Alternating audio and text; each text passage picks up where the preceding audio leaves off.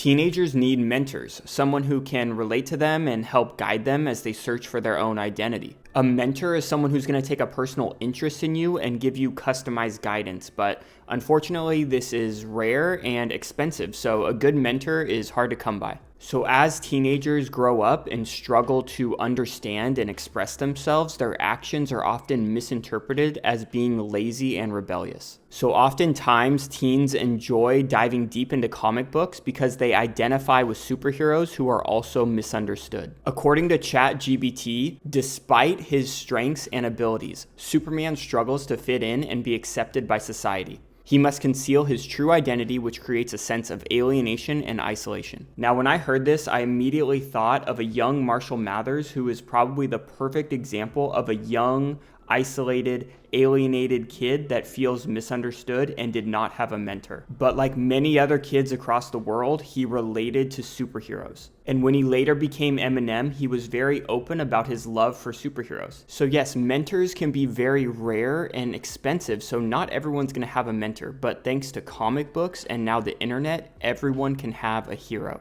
I think mentors are way overrated. They don't scale. It's an unequal relationship, and it's an easy way to let yourself off the hook. I wish I had a mentor. Heroes are an enormously large supply. You can say, what would Bill Gates do? What would Elon Musk do? What would Jacqueline Novogratz do? And you can study their work enough that even from afar, without them knowing you exist, because they're your hero, you can start to model it. Now, I've never met the guy and he doesn't even know I exist, but I often find myself asking, what would John Danaher do, as I attempt to study and model his approach to jiu-jitsu from afar. Now, most of us will never have the privilege of being mentored by John Danaher, but thanks to the internet, he is a hero in the world of jiu-jitsu, and just like every other hero, his actions and motivations have been misunderstood.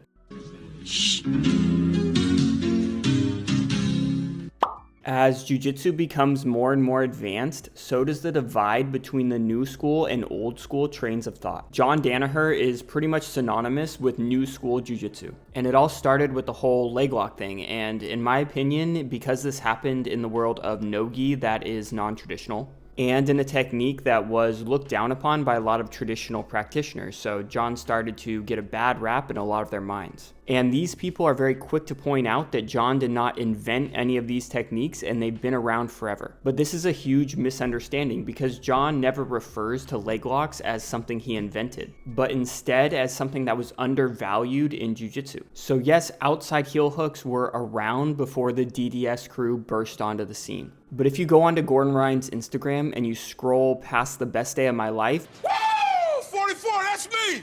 Get some cold cuts, get some cold cuts, get some cold cuts. And keep on going down, you'll see his post about Shy Ace, who was one of Gordon's training partners under Danaher. And in this instructional, Shy Ace talks about the idea of skimming the leg, where when you're attacking an outside heel hook and you throw over your reaping leg,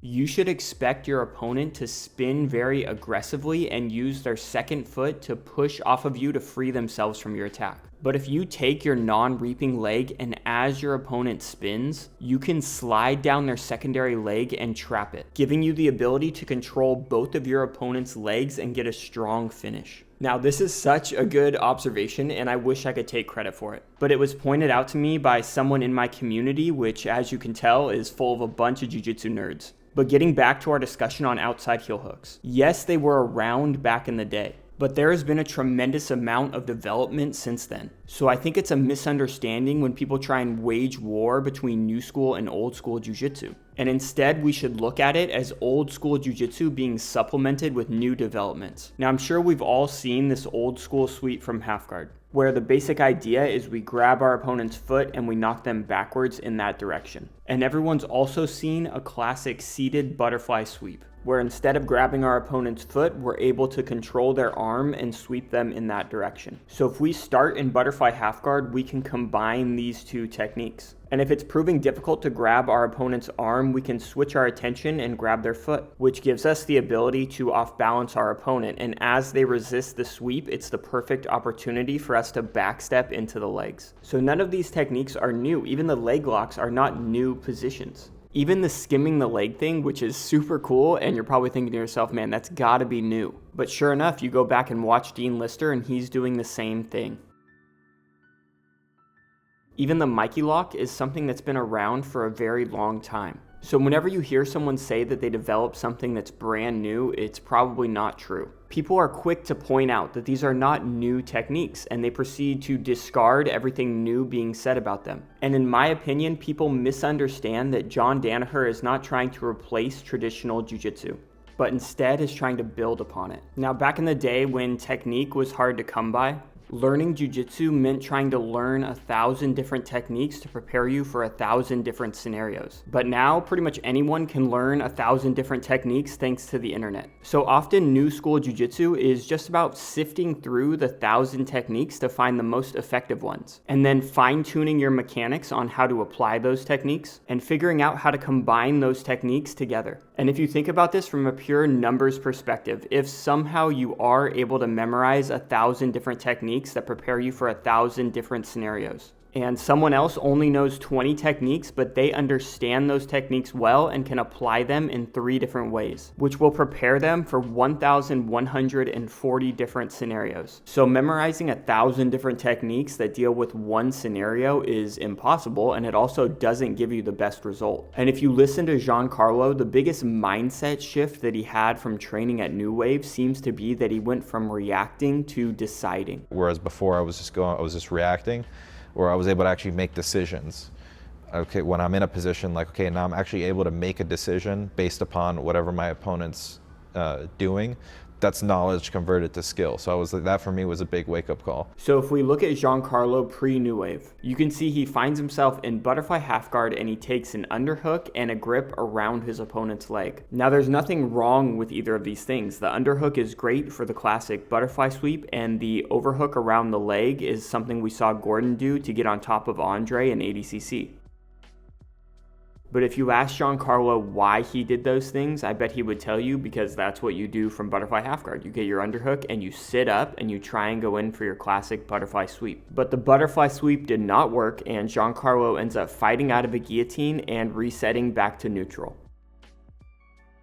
Now, if we fast forward a bit and watch Giancarlo in the ADCC trials, you can see he's struggling to get a hold of his opponent's far arm. If he was able to get control of that far arm, it would be a good time to punch in an underhook and go for that classic Sumigaeshi sweep. And old Giancarlo would have said, okay, I can't control the arm, but screw it, I'm going to take my underhook anyway and try and go in for the sweep. Why? Because the underhook is there and he's reacting. But new Giancarlo says, okay, I can't control the far arm, but I can control his foot. And since I have the foot, instead of taking an underhook, I'm going to take a cross shoulder post. Now, these two grips are going to make it difficult for Giancarlo to actually complete the sweep because his opponent can just put their hand on the mat. And even if he were to knock his opponent down, Giancarlo has a lot of distance between himself and his opponent because of that cross shoulder post. Whereas when you have an underhook and you complete the sweep, you end up already chest to chest. But the distance created by that cross shoulder post also means it's going to be difficult for your opponent to guillotine you. And it also means that as Giancarlo's sweep fails, he has the ability to backstep into the legs. So the point I'm trying to make in this video is that traditionally I thought I was developing skill if I repped a technique enough so when I was put in that situation, my body would react accordingly. And based on context clues, I think this was the way Giancarlo was brought up as well. And this is great. It's an awesome foundation. And it's one that New School Jiu Jitsu builds upon, not by trying to grow the number of techniques, but by trying to deepen our understanding of them. And when you hear Gordon talk about how he's getting better at a faster rate than everyone else, it's because most people are focused on growing this number as opposed to this number. And over a long enough timeline, the numbers get really scary. If you were to spend 5 years trying to double the amount of techniques you know from 1,000 to 2,000, meaning you have reactions, so if your opponent does this, you do that. If they do this, you do that. If they do this, you do that. And you have 2,000 of those reactions that prepare you for a specific scenario. The other approach is to deepen your understanding of those techniques, fine-tune their mechanics, and understand how they connect with one another and when they should be used, so you can now make decisions instead of reacting. So even if we left this at 20 and you didn't learn a single new technique, but you were able to double this number, you would now be prepared for 38,760 scenarios. Or in other words, the person who can make decisions is now 19 times better than the person who is just reacting. That for me was a big wake-up call. And And that's assuming the person reacting can remember all 2,000 reactions. Again, comparing old Giancarlo to new Giancarlo, where he's trying to pass the guard of Lucas Barbosa, and Lucas takes his foot and puts it on Giancarlo's stomach.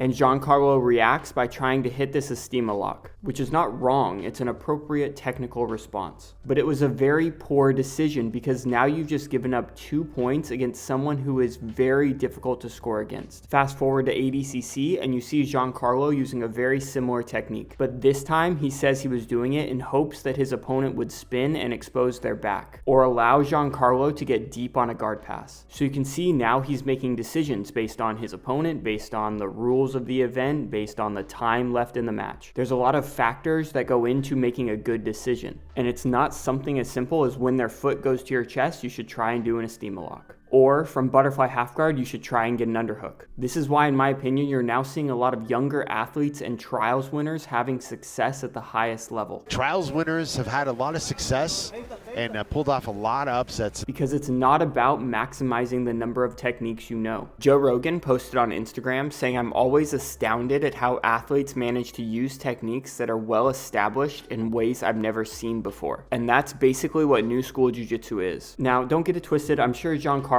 was taught new techniques to fill holes in his game. But the biggest breakthroughs come from understanding how to apply techniques very effectively, when to apply them, and how to connect them with one another. So when you're put in a situation, you're not just reacting, you're weighing options and making decisions.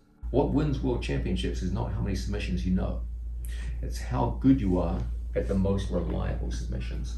So basically what New School Jiu Jitsu is, and what we're trying to do here on this channel, is analyze high-level Jiu Jitsu competition to figure out which of these 1,000 techniques are working against the best people in the world, so we can narrow our focus to the 20 most effective techniques, and then double down on those techniques by fine-tuning our mechanics and understand why they work, when they work, and most importantly, how they work together. So I just wanted to take a brief moment and just say thank you to the John Danahers, the Lachlan Giles, the Craig Jones, the Brandon McCaffrins, and for all the people out there that compete. Because by doing so, you're living your life somewhat publicly and open yourself up to be misinterpreted and criticized by people like me. But because you've worked extremely hard and made sacrifices, I've given up on a normal life for this, man. It gives people who don't have you as a mentor the ability to look to you as a hero and study you from afar. Now, your heroes might be different than mine, and sometimes you have a hero for different things. Sometimes you just need a good vibe guy. You guys are a good vibe together. You really need a good vibe guy. Yeah. Now, John talks about the idea that a boxer is vulnerable when he's throwing a punch. And shout out Matthew Hussey, who talks about this as well. I think he just got his blue belt.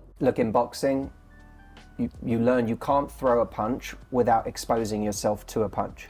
In life, you can't make an impact without being vulnerable. He says when you're throwing a punch, you're trying to make an impact. And when you're trying to make an impact, you're gonna leave yourself vulnerable. So on behalf of the Jiu-Jitsu community, thank you to all the instructors, the competitors, the YouTubers out there that are trying to make an impact, because it's really changed my life and made all of this possible. And if you see one of your heroes, be sure to ask them for a picture, especially if it's Owen O'Flanagan. He might say it's weird. That's super weird. But you can't tell me that this man does not enjoy and understand how to take a good picture. Now, for those of you that follow the channel, you know that I've spent the last few months focused on half guard passing. And I launched my first online instructional course last week, which outlines what I believe to be the handful of techniques that you should focus on when passing half guard. And most importantly, how to combine those techniques together. Now, because this is my first course, I want to make sure that you guys are getting good value out of it and experiencing the same results I have. So I put a limit of 50 people that could buy the course. And I did not expect this at all, but within like 3 hours of me posting a video announcing that I released this course, it was sold out. So I wanted to thank you all for the support, and so far the feedback and constructive criticism has been wonderful. And I'm currently working on fine-tuning the course so I can relaunch it to you all with a 30-day money-back guarantee. Because at that point, you're pretty much guaranteed to experience results. Now, I'm trying to get this done sooner rather than later, but I'm not entirely sure when the course is going to launch again. But if you want updates, be sure to check out the link in the description, and we'll see you in the next video.